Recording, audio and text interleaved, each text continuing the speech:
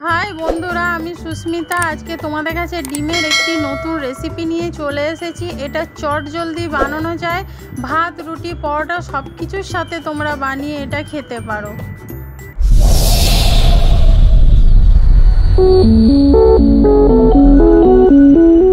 तार जोन्नो एखाने आमी 3टे डिम नियेछि। आमी एखाने 3टे डिम फाटिये निচ্ছি। তোমরা বেশি করে যদি করতে চাও এখানে ডিম বেশি করে ডিমের পরিমাণটা বাড়াতে পারো। আমি 3টে ডিমের বানিয়ে তোমাদেরকে দেখাচ্ছি। এখানে 3টে ডিম ফাটিয়ে নিয়েছি, এর মধ্যে সামান্য একটু গোলমরিচের গুঁড়ো দিয়ে দিচ্ছি, দিয়ে ভালো করে ডিমের সাথে আমি এটা মিশিয়ে নেব। এবার আমি কড়ার মধ্যে দেখতেই পাচ্ছ একটা ছোট বাটারের কিউব নিয়েছি। আমি এটা পুরো 1 চামচ এর মধ্যে বাটার আছে সেটা আমি দিয়ে দিচ্ছি।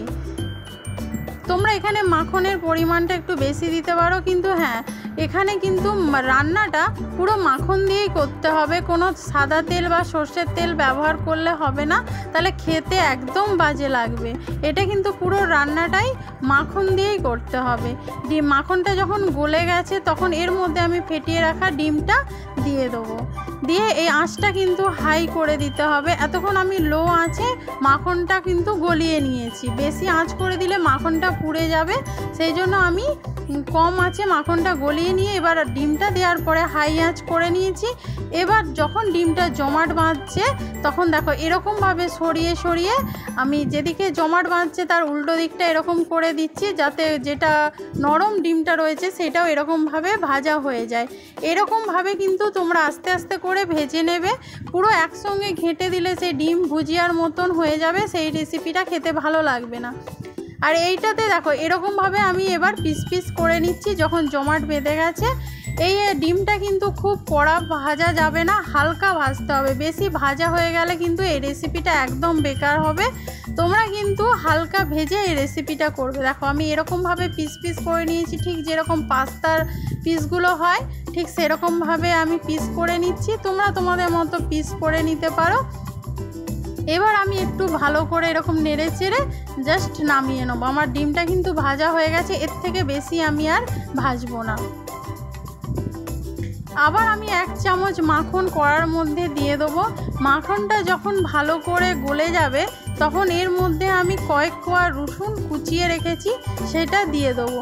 আর এই রসুন আর মানে মাখনের গন্ধটা ভাজার পরে এত সুন্দর লাগে, তোমরা না করলে বুঝতেই পারবে না। তোমরা এরকমভাবে রেসিপিটা অবশ্যই একবার বানিও, দেখবে সবাই খুব পছন্দ করছে। ডিমের তো আমরা সবসময় অমলেট মানে ডিমের কারি ঝোল এইসব খেয়ে থাকি, এইটা একবার তোমরা অবশ্যই বানিয়ে দেখো।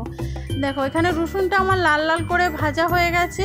এবার এর মধ্যে আমি গোলমরিচের গুঁড়ো অল্প করে দিয়ে দেবো।